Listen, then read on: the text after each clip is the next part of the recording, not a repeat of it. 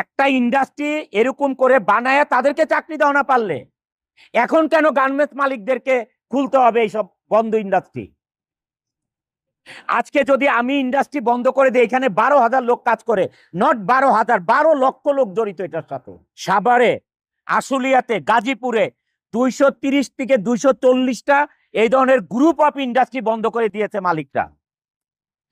লক্ষ লক্ষ লোক শ্রমিক বেকার হয়ে গেছে। 13%, 14% আসে হচ্ছে আমাদের রেমিটেন্স যোদ্ধাদের থেকে।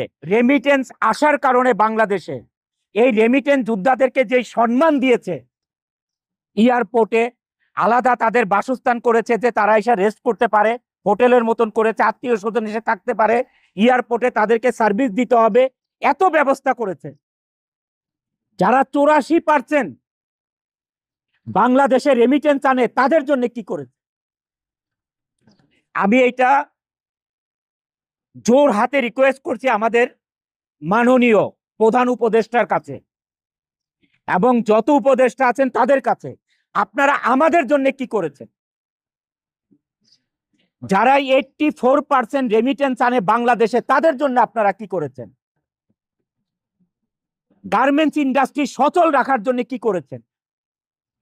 আমরা সবাই আশা করেছিলাম যে ঈদের সময় অ্যাটলিস্ট একটা বেতন ব্যাংকে লোন দেওয়া হবে, যে শ্রমিক ভাই বোনদেরকে আমরা কি করতে হবে দেখেন, মার্চ মাসে ফেব্রুয়ারির বেতন দিতে হবে, বোনাস দিতে হবে, আবার মার্চ মাসের 50% বেতন দিতে হবে। একটা গার্মেন্টস মালিক কোত্থেকে পাবে এই তিনটা জিনিস এক মাসে? এই তিনটা জিনিস এক মাসে কোথায় পাবে একটা গার্মেন্টস মালিক? যারা 84% রেমিটেন্স এনে বাংলাদেশের অর্থনীতির চাকা সচল রাখে তাদের জন্য কি করেছেন? গার্মেন্টস মালিকেরা মুখ চুপ বোঝে, মুখটা চুপ থেকে কি করতেছে, গার্মেন্টস গুলো আরএমজি গুলো বন্ধ করে চলে যাচ্ছে। আপনারা একবার চিন্তা করেছেন যে আপনারা ইন্ডাস্ট্রি গুলো বন্ধ করে চলে যাচ্ছেন, এই দেশের অর্থনীতির অবস্থা কি হবে?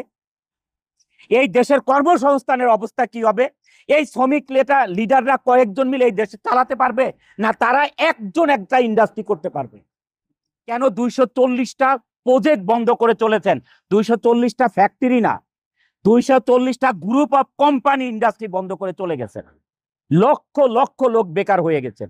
এই লক্ষ লক্ষ লোক বেকার হওয়াতে বাংলাদেশে এখন আপনাদের ছিনতাই বেড়ে গেছে, সন্ত্রাসী বেড়ে গেছে।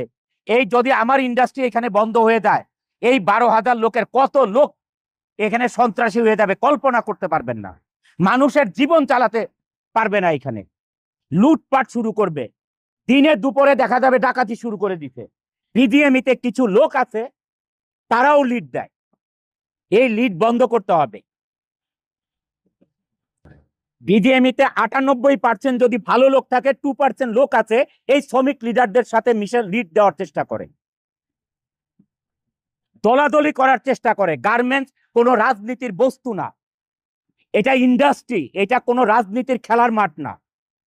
এখানে আওয়ামী লীগ আসবে, বিএনপি আসবে, ও আসবে, সে আসবে, এটা নিয়ে পলিটিক্স করবে, এটা কোনো রাজনীতির মাঠ না, এটা কর্মসংস্থান, এটা ইন্ডাস্ট্রি। এইটা বাঁচলে দেশ বাঁচবে, এইটা বাঁচলে আপনারা রাজনীতি করতে পারবেন। দেশে মানুষ থাকতে হবে। আপনারা কি মানুষ ছাড়া রাজনীতি করবেন? দেশে মানুষ দরকার নেই আপনাদের, সবাইকে বেকার করে রাজনীতি করবেন? মানে যত বেকার হবে তত আপনাদের পিছনে লাইন ধরে স্লোগান করবে, এটা চান আপনারা? এই দেশের ইন্ডাস্ট্রিগুলো ডে বাই ডে বন্ধ হয়ে যাচ্ছে। আপনারা জানেন ওই আন্দোলনে সাভারে, আশুলিয়াতে, গাজীপুরে 230 থেকে 240টা এই ধরনের গ্রুপ অফ ইন্ডাস্ট্রি বন্ধ করে দিয়েছে মালিকরা। লক্ষ লক্ষ লোক শ্রমিক বেকার হয়ে গেছে। কিছুদিন আগে আমি শ্রমিক লিডারদেরকে বক্তৃতা দিতে শুনলাম যে বন্ধ ইন্ডাস্ট্রিগুলি খুলে দিতে হবে। আরে সে মালিক এখন কেন খুলে দিবে? এখন কেন গার্মেন্টস মালিকরা ইন্ডাস্ট্রি খুলে দিবে? তোমরা লিড দিয়ে গার্মেন্টস ইন্ডাস্ট্রি বন্ধ করতে পারো, এখন খুলতে পারো না? একটা ইন্ডাস্ট্রি বানাতে পারো না?